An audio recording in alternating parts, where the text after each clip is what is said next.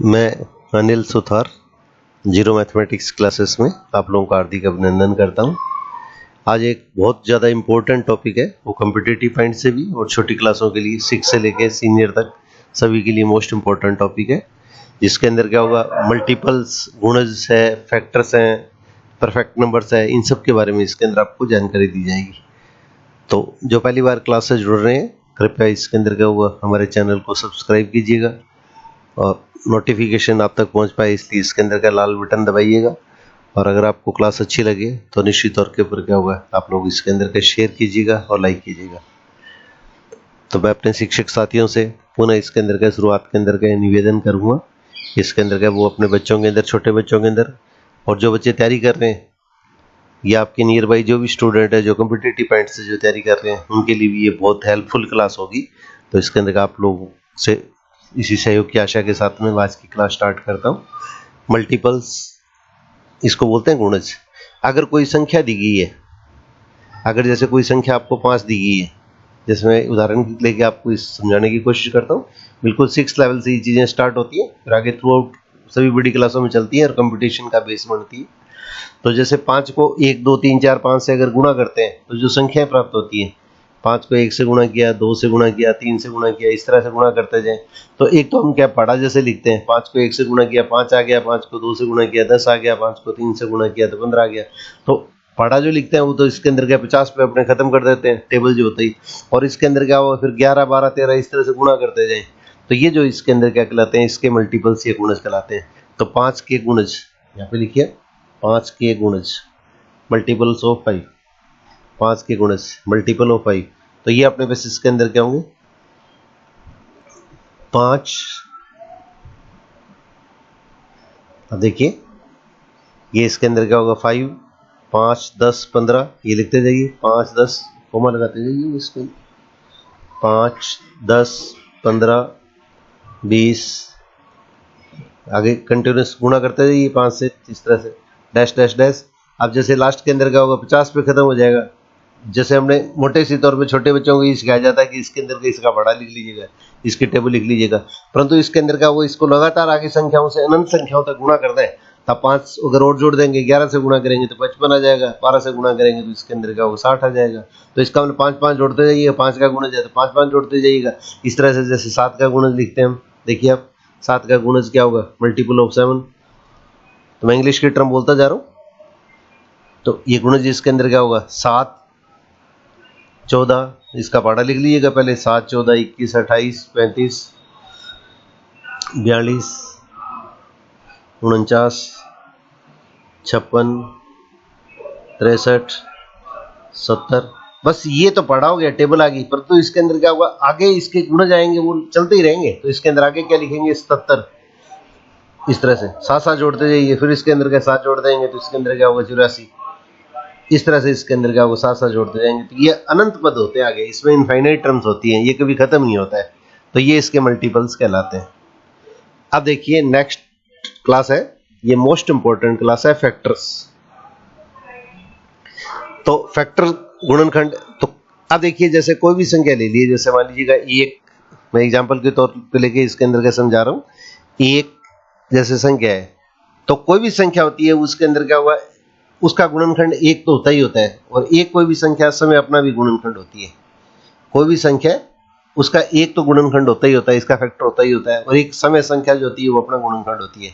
तो 1 के गुणनखंड क्या होंगे, 1 के गुणनखंड, 1 के गुणनखंड या फैक्टर, मैं बार बार ये चीज ना लिखूँ, इसमें सीधा डैश लगा देंगे। तो 1 का गुणनखंड क्या होगा, 1 का गुणनखंड 1, आगे लगेगा।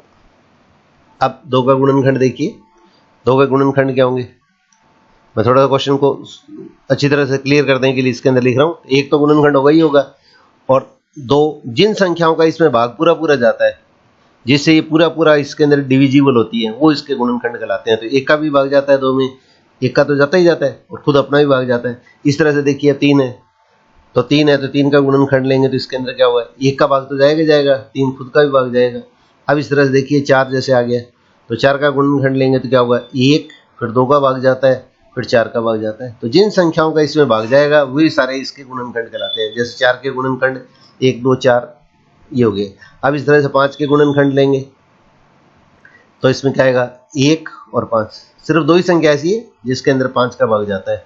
अब 6 लेंगे तो 6 के गुणनखंड लिखेंगे तो इसके अंदर क्या आ जाएगा 1 2 3 6, जिनका पूरा पूरा भाग जाता है, जिससे पूरा पूरा वो डिवाइड होती है, डिविजिबल होती है, डिवाइड हो जाती है, वो इसके गुणनखंड या फैक्टर कहलाते हैं। अब जैसे 7 ले लिए, ये क्वेश्चन अच्छी तरह से क्लियर करने के लिए थोड़ा सा मैं इसके एग्जाम्पल उदाहरण है वो ज़्यादा ले रहा हूँ।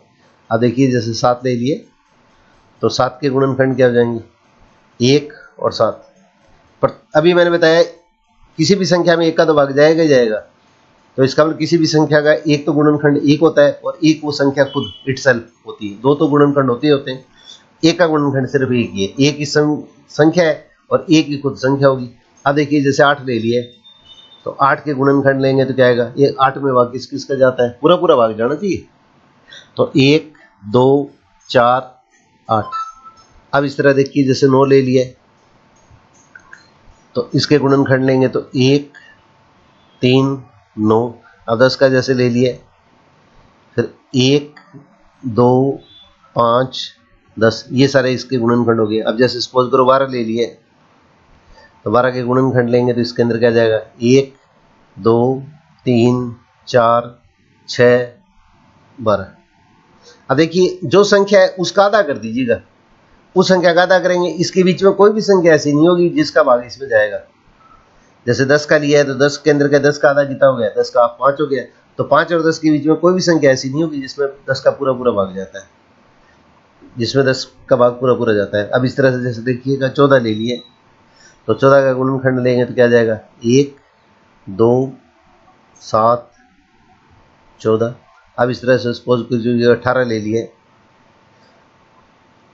अब देखिए 1 2 3 6 9 और 18। अब इस तरह देखिए 28 ले लिया सपोज कीजिएगा तो 1 2 फिर 3 का भाग नहीं जाएगा, 4 का भाग जाएगा, फिर 5 का भाग नहीं जाएगा, 6 का नहीं जाएगा, 7 का भाग जाएगा, फिर इसके अंदर क्या होगा, अब देखिए 14, इसके बाद में कोई भी संख्या का भाग नहीं जाएगा, 14 का भाग 28 में पूरा पूरा जाएगा, एक खुद संख्या 28। अब यहाँ पे एक चीज देखने वाली है, देखिए जिन संख्याओं के एक को छोड़ दीजिएगा, एक का सिर्फ एक ही गुणनखंड बनता है, तो इसको फिर मैं राउंड कर रहा हूँ, देखिए एक है, ये इसका सिर्फ एक ही गुणनखंड बनता है। अब देखिए जिन संख्याओं के दो गुणनखंड बनते हैं उन पर मैं टिक लगा रहा हूँ, देखिए बॉक्स में लिख रहा हूँ, तो जिन संख्याओं के दो गुणनखंड बन रहे हैं वो ये संख्या है, एक तो 2 के 2 गुणनखंड बनते हैं, एक 3 के गुणनखंड बनते हैं, एक 5 के बनते हैं, एक 7 के बनते हैं, इस तरह से 11 लेंगे तो 11 के भी गुणनखंड क्या होंगे, 1 और 11 होंगे। तो जिन संख्याओं के दो गुणनखंड या दो फैक्टर बनते हैं वो संख्याएं क्या कहलाती हैं, अभाज्य संख्या या प्राइम नंबर कहलाती है। ये अभाज्य संख्या या प्राइम नंबर्स कहलाती हैं। जो मैंने पिछला टॉपिक बताया था इसको अच्छी तरह से क्लियर करने के लिए, जिस संख्या के दो फैक्टर बनेंगे वो संख्या अभाज्य संख्या या प्राइम नंबर कहलाती है। और जिन संख्याओं के दो से ज्यादा फैक्टर बनते हैं, जैसे बाद में देखिए बाकी संख्या क्या 4 है, जैसे इस पे गुड लगा देते हैं इधर, या इसके अंदर क्या हुआ, ये ग्रीन से दिखा रहे हैं 4 6, अब इस तरह से इसके अंदर 8 9 10, ये राउंड कर रहे हैं, देखिए 12 14 18 28, ये सारी संख्याएं। तो ये जो संख्या है जिनके दो से ज्यादा गुणनखंड बनते हैं वो जो संख्या होती है वो अभाज्य संख्या कहलाती है। ये आपको जो पिछला टॉपिक मैंने कराया था तो उसी कड़ी के अंदर क्या होगा, इसको अच्छी तरह से क्लियर करने के लिए चीज मैंने समझाई है। तो ये अभाज्य संख्याएं या कंपोजिट नंबर्स कहलाती है, ये कंपोजिट नंबर कहलाती है। और एक ऐसी संख्या है जिसका न तो क्या होगा, ये अभाज्य संख्या है, जैसे मैंने पहले बताया था, एक न तो भाज्य संख्या है और न अभाज्य संख्या है, इसका ना इधर प्राइम और कंपोजिट नंबर, एक है वो न तो भाज्य संख्या है और न अभाज्य संख्या है, ये ध्यान रखिएगा थोड़ा। तो जिस संख्या के दो गुणनखंड बनेंगे, दो फैक्टर बनेंगे, वो अपने पास इसके अंदर क्या होगा, अभाज्य संख्या या प्राइम नंबर्स कहलाती है। और जिसके दो से ज्यादा गुणनखंड बनते हैं, दो से ज्यादा फैक्टर बनते हैं, वो भाज्य संख्या या कंपोजिट नंबर्स कहलाती है। ये स्पेशली अपने को ध्यान रखना। अब फैक्टर जो है इसी से संबंधित, ये थोड़ा सा इसको एडवांस लेवल पे लेंगे तो एक क्लास बनती है अपने पास है परफेक्ट नंबर, वो क्लास है उसके अंदर का लंबी ना जाए इसलिए उसके अंदर क्या होगा, और वो कॉम्पिटिटिव पॉइंट से मोस्ट इंपोर्टेंट क्लास है, तो इसके अंदर क्या होगा, इसको मैं अलग से एक क्लास आप लोगों के लिए बना देता हूँ ताकि इसके अंदर का वीडियो लंबी भी नहीं हो और कॉम्पिटिटिव पॉइंट से भी इसके अंदर क्या होगा वो सभी बच्चे उसके अंदर उसको तैयार कर पाए। तो वो बहुत कम क्लासें इसके अंदर क्या होगा देखने को मिलती है, और वो मोस्ट इंपॉर्टेंट है, तो इसलिए इसके अंदर क्या होगा, कृपया इसके अंदर क्या होगा, वो क्लास है उसके अंदर एक्स्ट्रा क्लास है वो आप जरूर देखिएगा। तो उसका टॉपिक होगा परफेक्ट नंबर। तो उसको हिंदी के अंदर क्या अलग अलग कई नाम देते हैं, तो कई किताबों के अंदर क्या पूर्ण संख्या देते हैं, किसी को संपूर्ण संख्या देते हैं, किसी में पूर्णकालिक संख्या देते हैं, तो इंग्लिश में उसको परफेक्ट नंबर बोलते हैं। तो आप लोगों से इसके अंदर क्या मेरी रिक्वेस्ट है कि इसके अंदर क्या वो कॉम्पिटिटिव पॉइंट से, तो अगर आपको फैक्टर समझ में आ गया तो इसके अंदर आगे वाली क्लास है वो इसके अंदर इजीली आप समझ सकते हो। तो आप लोगों से अपने साथियों के साथ में ये क्लासें हैं उसके अंदर का जरूर शेयर करें। आप लोगों से इसी से की आशा के साथ में आज आपकी क्लास है वो समाप्त करता हूँ।